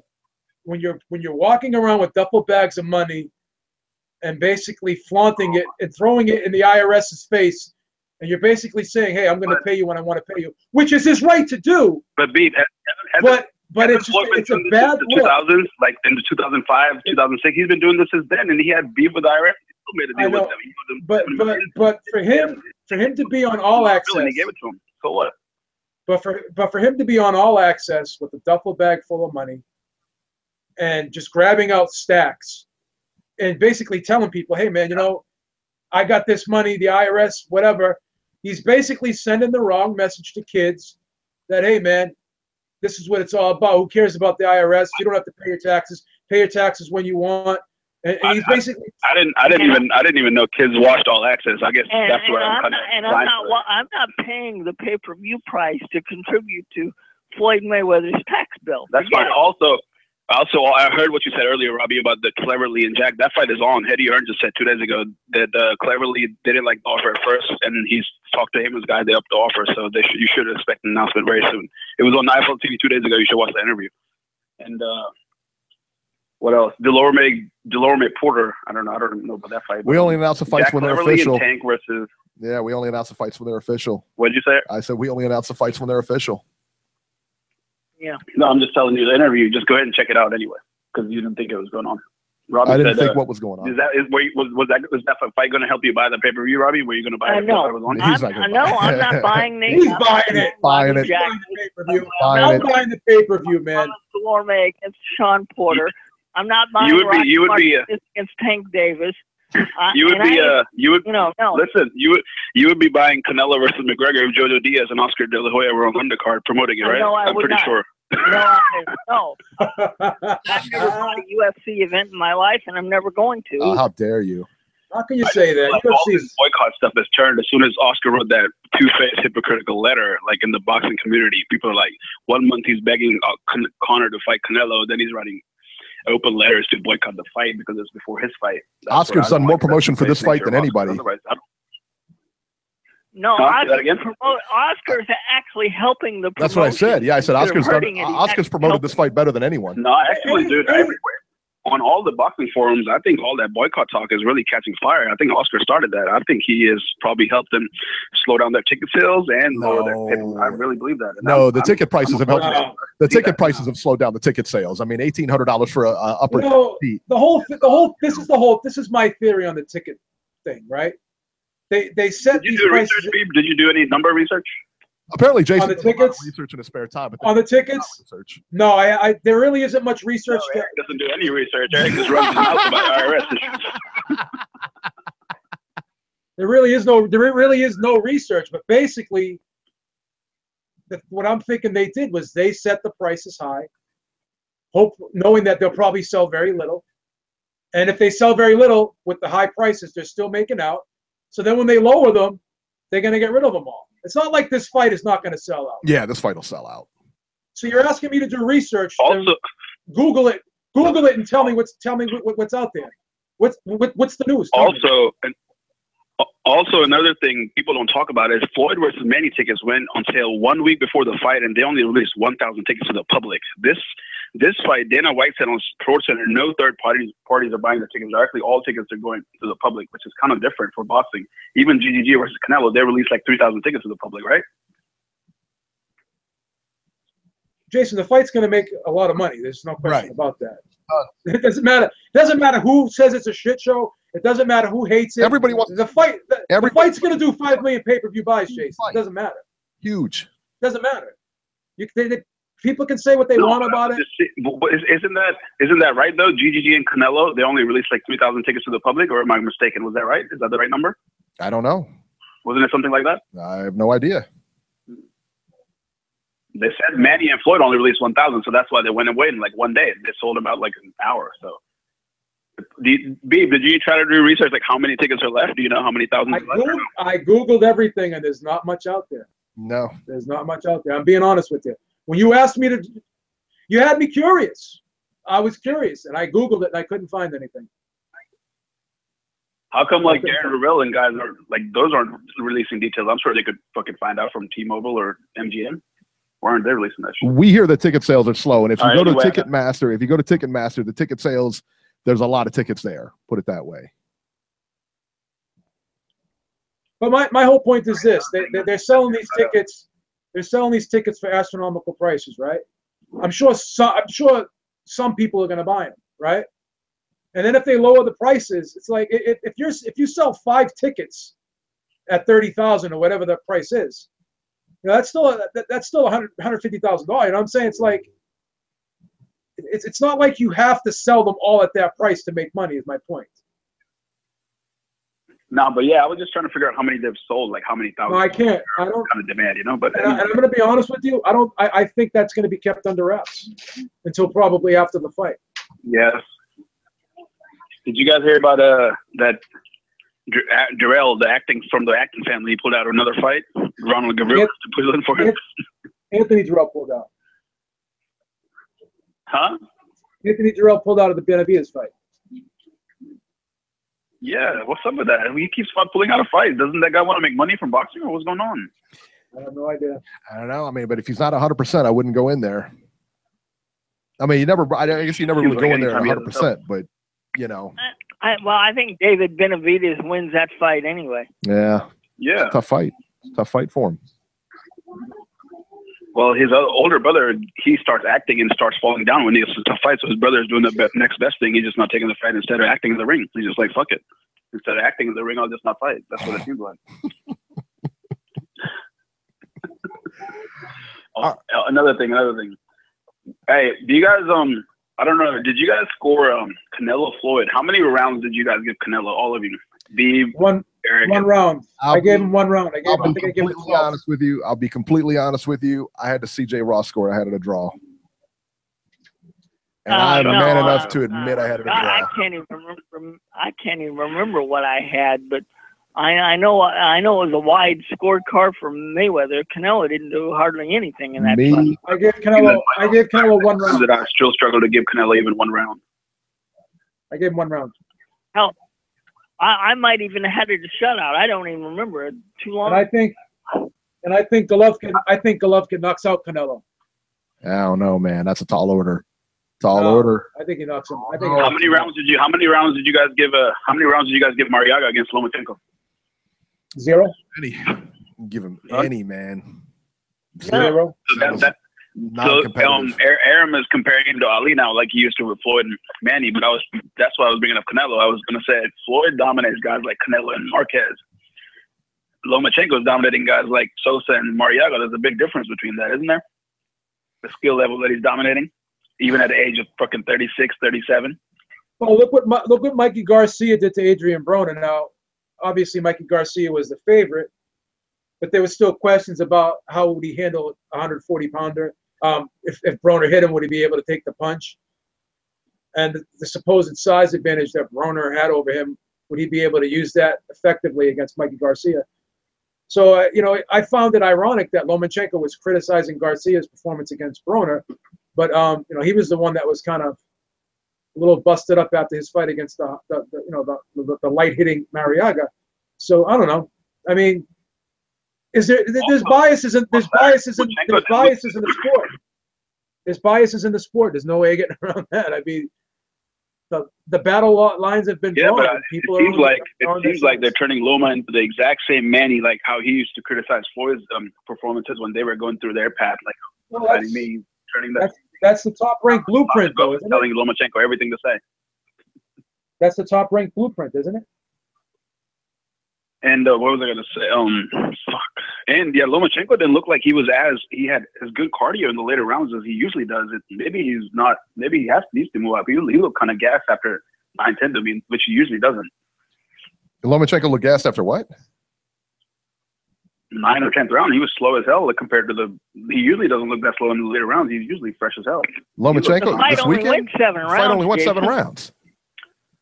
Do your reachers, son. Yeah. Well, I meant like the later rounds. He looked kind of gassed in the later rounds. What I meant. I didn't think so. He finished maybe because he was he was chasing him all around the ring the whole time. That's what I meant. Yeah, I mean, he finished him out, man. He didn't look gassed to me.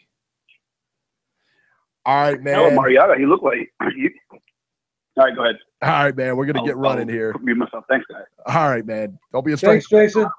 Don't be a stranger. Thanks, B. Thanks, Eric. Thanks, right. thanks for letting me vent on the Iris issue. Thanks, guys. All right, no problem. Anybody with an opinion can voice it on here, man. Man, Jason's cool. Don't do that, Jason. Jason's my boy, man. Don't do that to Jason. I didn't do anything. I'm not touching any buttons over here, man. You got Don't do that, man. You got my word. I'm not touching anything.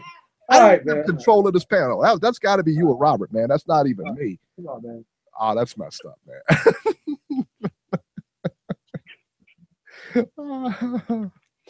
All right, let's talk about the upcoming fights here. August 10th. Right. You're horrible, Robert, man. You really are, man. That was jacked up, man. You're messed up, man. Seriously. What's wrong with you? August 10th on Robert's favorite station, Estrella TV. Charles Huerta versus Miguel Gonzalez, 8 rounds, junior lightweights. August 11th, from Argentina, Juan Carlos Rebeco versus Kamrich Nantapec, 12 rounds for the IBF flyweight eliminator. Can't wait to not watch that. It's not on TV anyway. August 12th, that's a Saturday, yeah? Is that right, Robert? Or is that the... Yep. Yeah, that's Saturday. That's Saturday. All right. On beIN Sports in Espanol, where Andres Bermudez, friend of the show, is going to be announcing Monterrey, Mexico, Omar Chavez versus Robert Garcia, 10 rounds, junior middleweights. And that is it. That is how barren the dog days of summer are.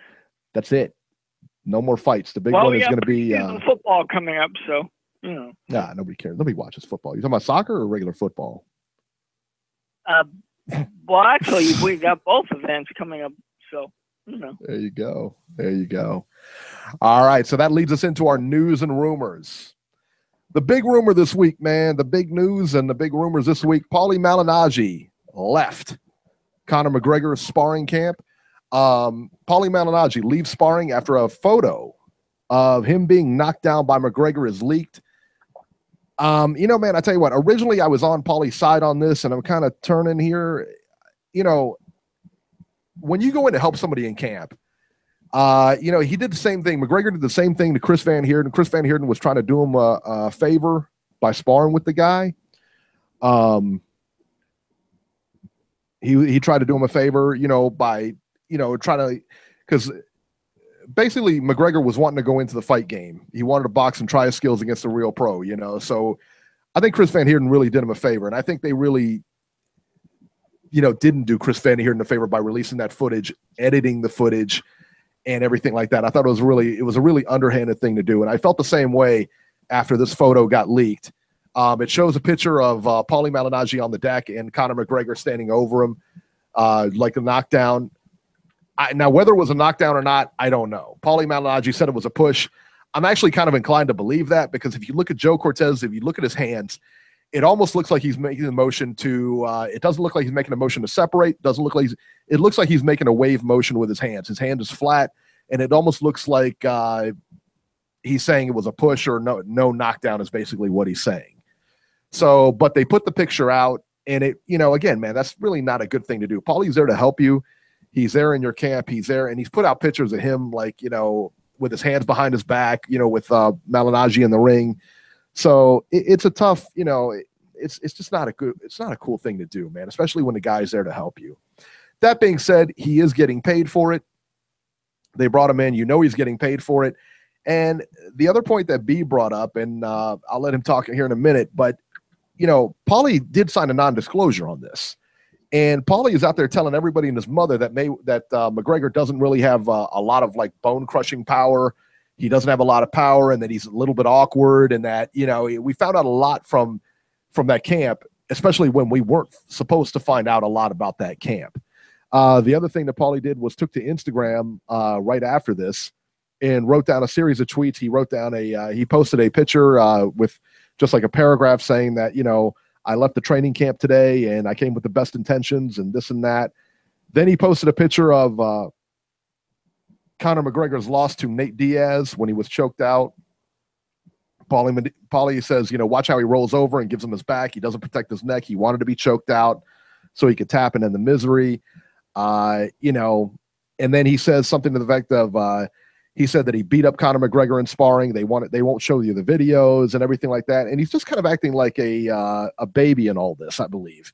You know, if he would have just left and just kind of let everything speak for itself, I think everybody would have been on the side. But now that he's leaking stuff, he's calling McGregor a baby, saying that he didn't get the best of it. He's almost acting like he was roughed up in sparring. Beeb, go ahead and give me your take on this. Well, my whole thing is this. You know, first thing Paulie Malignaggi said when it was announced that he was going to be the chief sparring partner for Team McGregor in McGregor's camp. He said, well, you know, I'm excited to be part of this big event.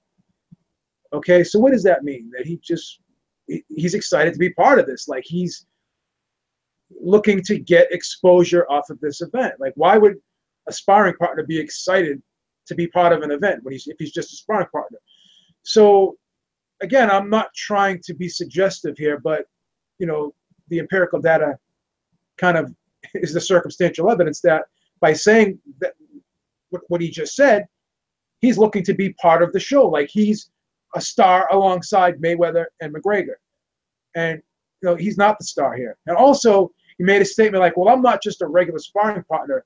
If I say something or if someone interviews me, I'm going to make a headline.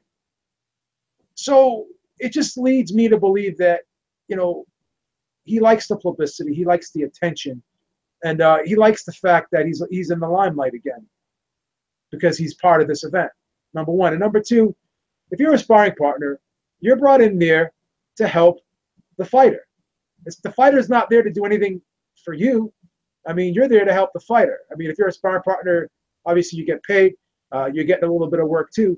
But at the end of the day, the main focus and the prime goal is to get that fighter ready for his big fight and his big opponent. And that's just that. So Malignaggi's being interviewed about McGregor, as you said. They're asking him questions. Oh, his power's not bone-crushing power. It's not. I know the MMA people aren't going to like this, but it's not what advertised as. You know, and I'm paraphrasing a little bit, but you know, you kind of get the gist of it. Also saying, well, you know, he's a lot better. He's smarter than a lot of people think. There's a method to his madness. You know, he likes to set traps and stuff like that. So it's not like he's just this crude brawler. So that's another kind of thing he's saying there. So he's not really going into detail, but he's dropping hints. You know, and these things have an effect on the fight. He's basically, you know, let Mayweather know, hey, you know, Floyd, this guy, you know, he's not this big monster of a puncher that he's being made out to be. That hurts the promotion.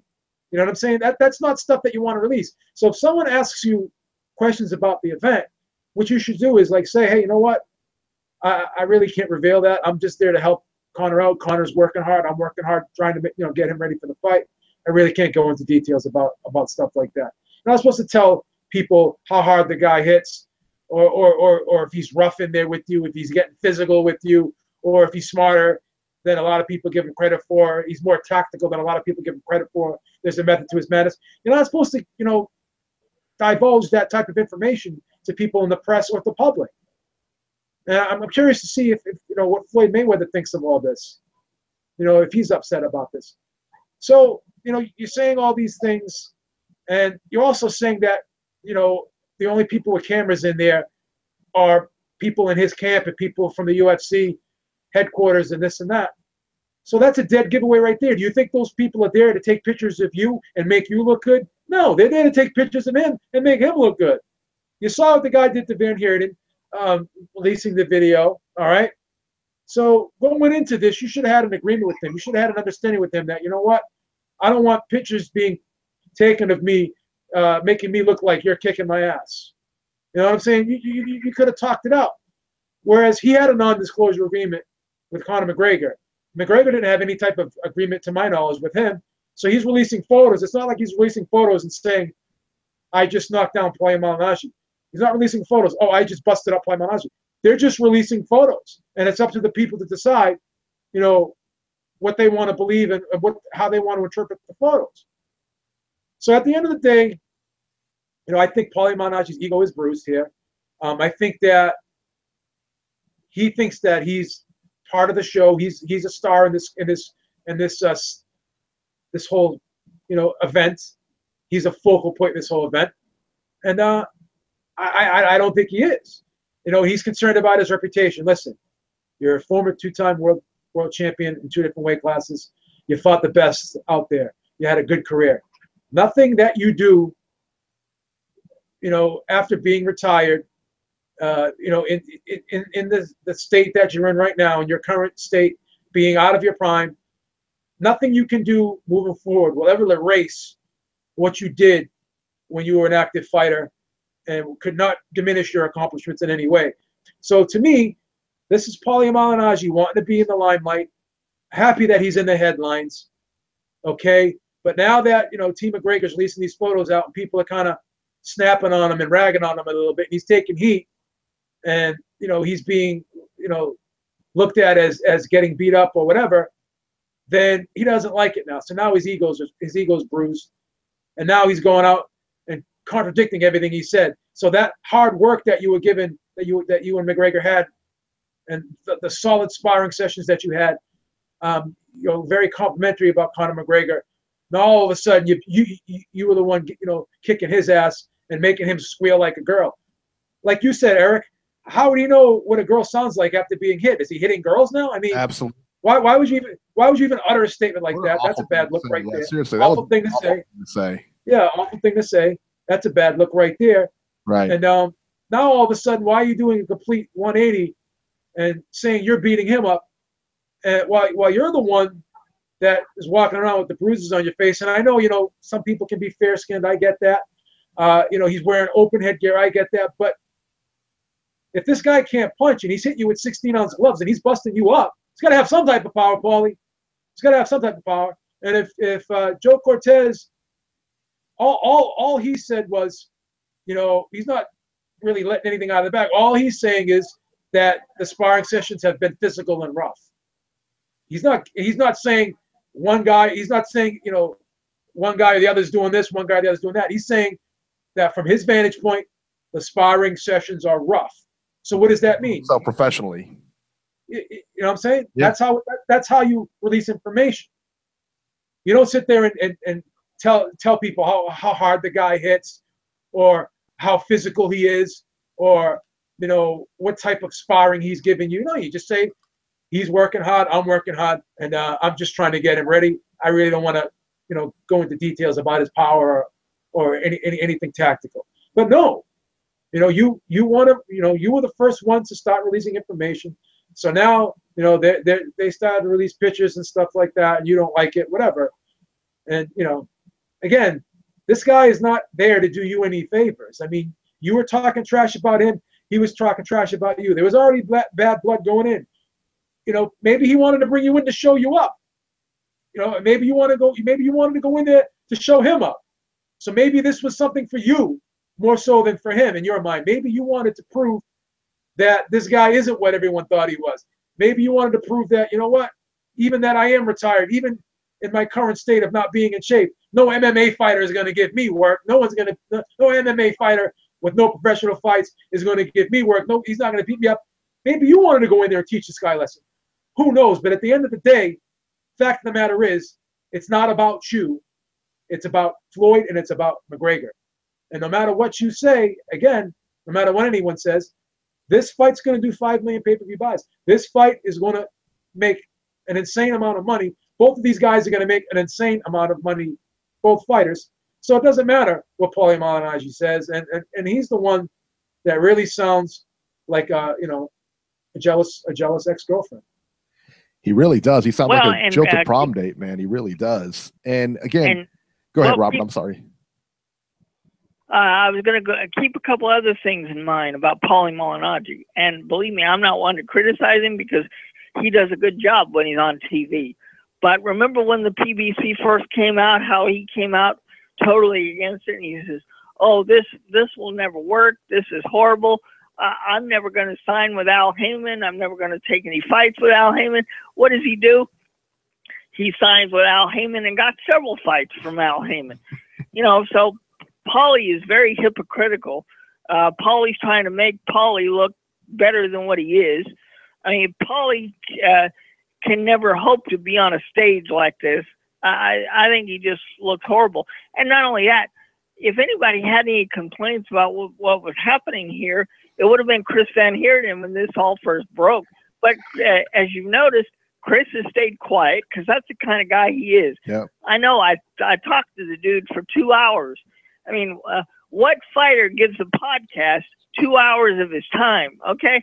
If anybody had any complaints, it would have been Chris, and Chris has never said a word. He's a class guy. That's why he never said a word. And let's just say this too. When McGregor sparred with Chris Van Heerden, there was no fight signed. There was nothing really going on.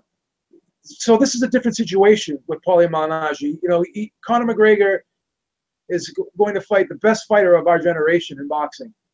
So of course, you know, you got to look at this differently. Like, of course, he's going to do whatever he can to promote this fight, whether it be at your expense or not. So Paulie's got to have some sense of the situation.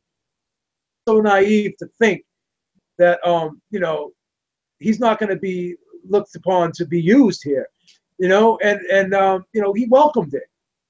He basically was a media whore in this whole situation, in my opinion, with all due respect to Paulie, because I like Paulie a lot. I really do. But, you know, at the end of the day, you know, he put himself in a situation where he could be exploited. And I don't understand why he ever thought that this guy was here to do him any favors. And I think he got his ego a little bit bruised. I think that Conor McGregor probably roughed him up a little bit. I'm not saying he kicked his ass, but maybe he gave him more than he thought he was going to get. And he's not probably happy about that, you know? So at the end of the day, you know, it is what it is, man.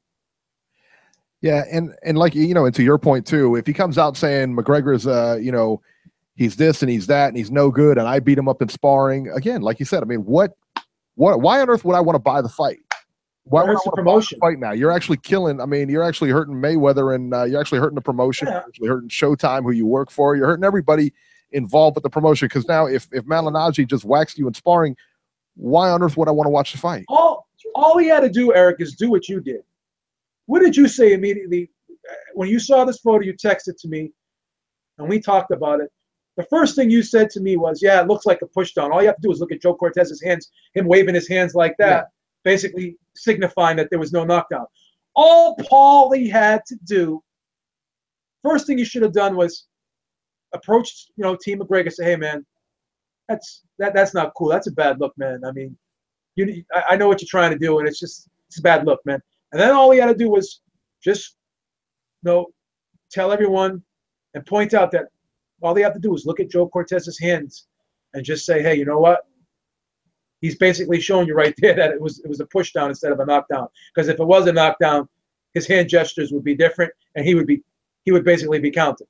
You know what I'm saying? Instead of waving. You know, Chris Van Heerden still fights. So him getting beat by a newbie MMA guy who's never boxed before, that's a big deal for him. You can't do that. That's a bad move, you know, for them to release that video footage. And I understand what they were trying to do, and they were trying to get something going with Mayweather at the time. That's a bad move. You can't make him look bad, especially when he did you a favor and he still fights. With him in camp, with Paulie in camp, it's a completely different thing. He doesn't fight anymore. He's retired. He doesn't fight anymore. It's a different animal you're dealing with here. And if you would have went to them, I guarantee, you know, and if you would have went to them in camp, and I just wonder if you would have said, and they would have told you, "We're promoting the fight. This is part of the promotion. You're involved now." You know, he's not the only sparring partner they showed being knocked down. There was somebody else in there that got knocked down, or that showed, you know, whether it was a push or a knockdown. I wonder if Paulie naively looked at this opportunity to spar McGregor as a way to get his career restarted. No, I don't think so. I mean, I think Paulie's agenda, quite honestly, this is just my opinion, I think he wanted to go in there and try and show the kid up.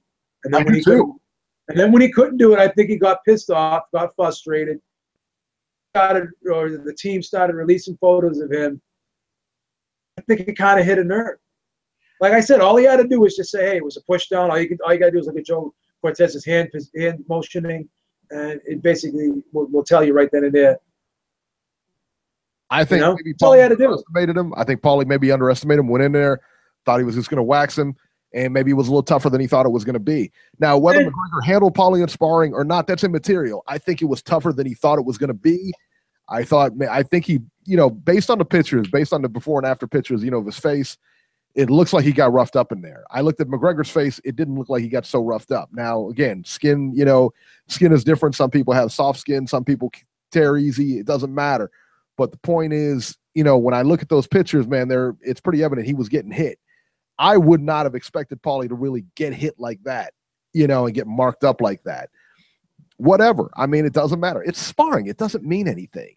And make no mistake about it. Even if he is roughing up Paulie Malignaggi is not anywhere nearer in the stratosphere of Floyd Mayweather.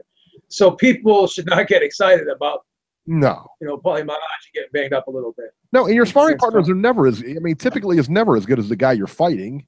They're there to help you get work in, you know? Exactly. And yeah, I mean, that's the thing, man.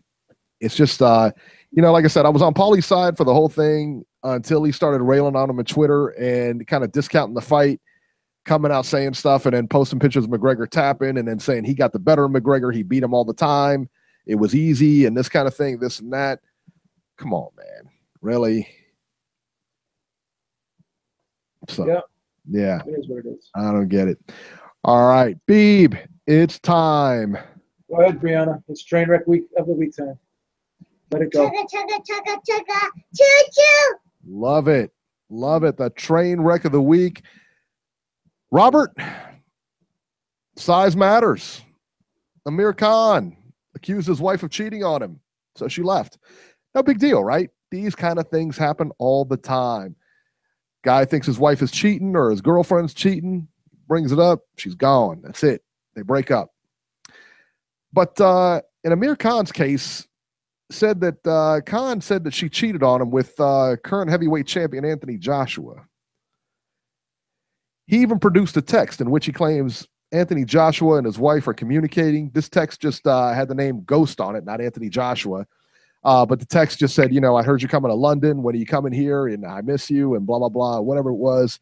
You know, it indicated that they were, you know, a little bit, if I were to look at it and find it, you know, if I think if any guy were to look at it and find it on this girl's phone, yeah, they could probably draw those conclusions.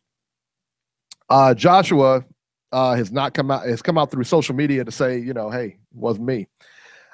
He even posted a video from the song "It Wasn't Me." Who sang that? Shaggy or something like that, or what was that? Beeb, you remember that song? Yeah. I think it was Shaggy. Look at Robert. Robert's on it, baby. Robert, baby, you on TV Raps, baby. Anthony Joshua also said he likes BBW women. What is a BBW woman? What is that? Means plus size, bigger girls. Gotcha. Okay. Yeah. Okay. So this is why I need Robert here, man, because I don't know the lingo, man. I don't know the lingo anymore. Joshua said he likes BBW women, so plus size women, basically. That means big, beautiful women, baby.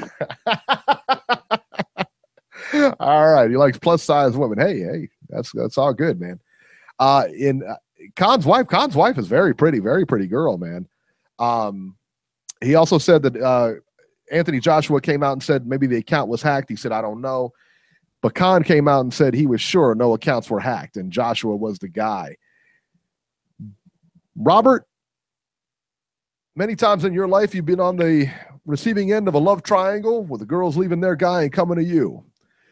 Given the circumstances of this case, do you think she's cheating on with Anthony Joshua? Well, like I told you before the show, if she's cheating on him with Anthony Joshua, she did a major upgrade. Oh, look at the earnings potential. Oh, wow. That was rough. Beeb, what are your thoughts on this? Oh, Khan he needs help, man. He's a piece of work. Think his lady's stepping out on him with Anthony Joshua? I don't think so, man. But you also hear the other story. I hate to change the subject, but you hear what happened with Kell Brook?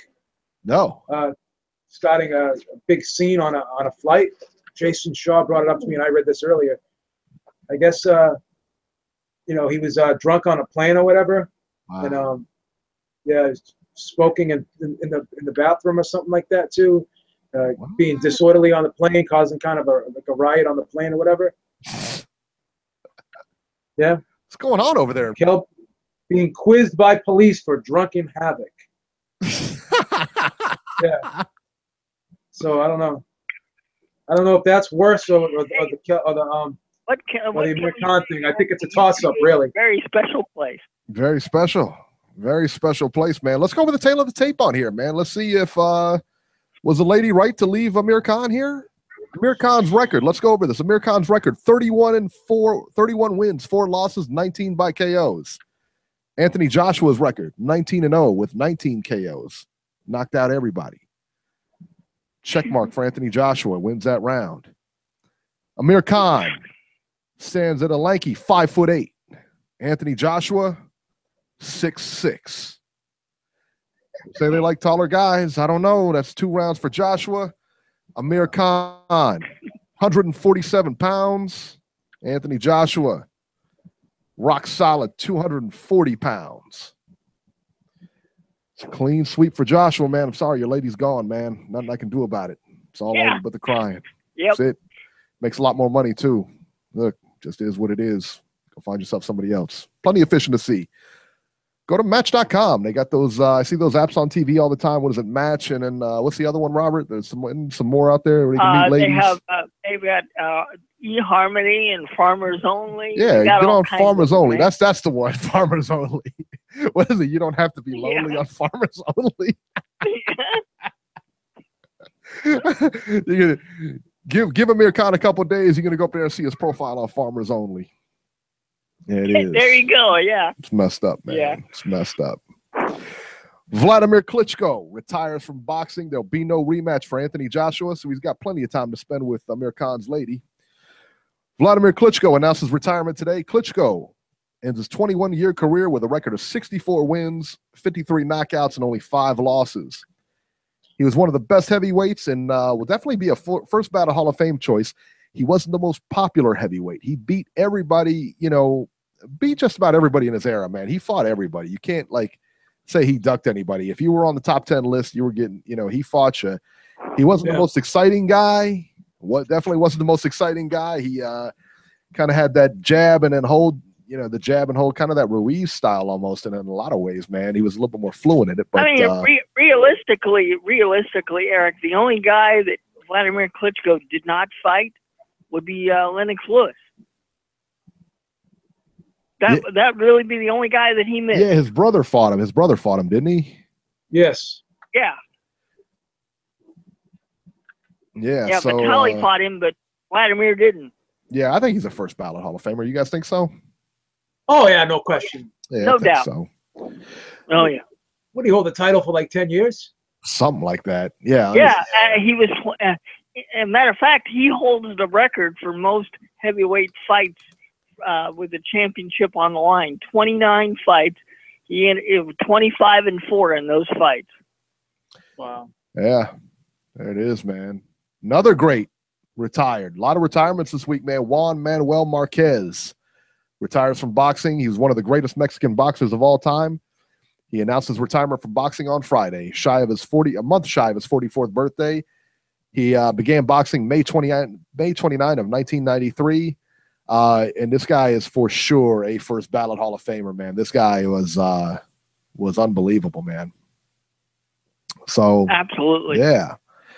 Tim Bradley retired also last night, wasn't he? They said he retired at a news conference last night. In the post-fight news conference. Yeah. Now, here's my thing. Listen, man, I'm not a Bradley fan, so maybe I'm not the best one to speak on it. I do not think he is a first ballot Hall of Famer. I question, but he did have a better career than Arturo Gatti, so he's probably going to get in. Beeb, does he get in the Hall of Fame? Say that one more time. Does Tim Bradley get in the Hall of Fame? Yes. Yes. Right. First ballot. If I had a vote, I would vote him in. Oh, get out of here! But I don't know, man. Wasn't Arturo, like you said, Arturo Gatti was a first ballot Hall of Famer, right? That's even worse. Yes, he was. I'm going to go on the limb.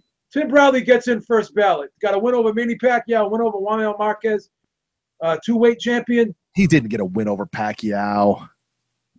He didn't win any of those fights. Hey, stop it! Come on. He got he got waxed in every. I made a lot of money on that fight. Stop it! You're raining on my parade. He got waxed in every one of those fights, man. Come on. You're raining on my parade. Come on. Robert, first ballot or no? No. I don't think so. He'll probably get in, but hopefully not the first ballot. But now that he's officially retired, I don't want to hear no more love fest between him and Teddy Adler. Oh. If you're going to cover fights, cover fights. Don't give me this love fest. Do you remember what was the Pacquiao fight? It was a Pacquiao Horn fight when he basically said, you know, do you think Pacquiao won the fight? And Bradley said, yeah. And Teddy Atlas just patted him on his head like he was a 5-year-old.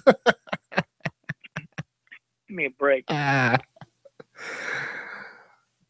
Manny Pacquiao, not retiring. Looking to rematch Jeff Horn. Bob Arum told ESPN Manny Pacquiao doesn't want to retire. Manny Pacquiao should retire.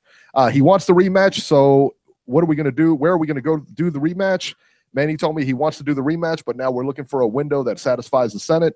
We need to see when they have a recess that will allow Manny the time he needs to train and have the fight. There you go, Manny Pacquiao versus Jeff Horn 2. I don't know how the political situation works in the Philippines, but I've been hearing November or December for that rematch. Yeah, I've been hearing the same thing. Isn't it that president over there, man? He's crazy, man. That guy's putting people in their place left and right, man. Yeah. He's telling people, what was it, murder? You can murder drug dealers. They're not going to hold it against you, man. So, wow. They're not playing around in the Philippines, man. They mean business over there. Guys putting those people in check. I don't know, man. It's crazy. Closed circuit tickets are on sale for Mayweather McGregor, probably because they're not selling out in the arena. Tickets are $150, plus they also have party packages for much more, or you could just invite a bunch of people to your house and pay the $100 and split the difference. Tickets for the closed circuit are going to be the casinos in Vegas, so I imagine they have parties and food and all that other good stuff there. I don't know. I wouldn't want to watch a fight closed circuit like that. I don't know, but I guess it's no different. Somebody in Las Vegas who's in the chat or out there listening, can you confirm or deny?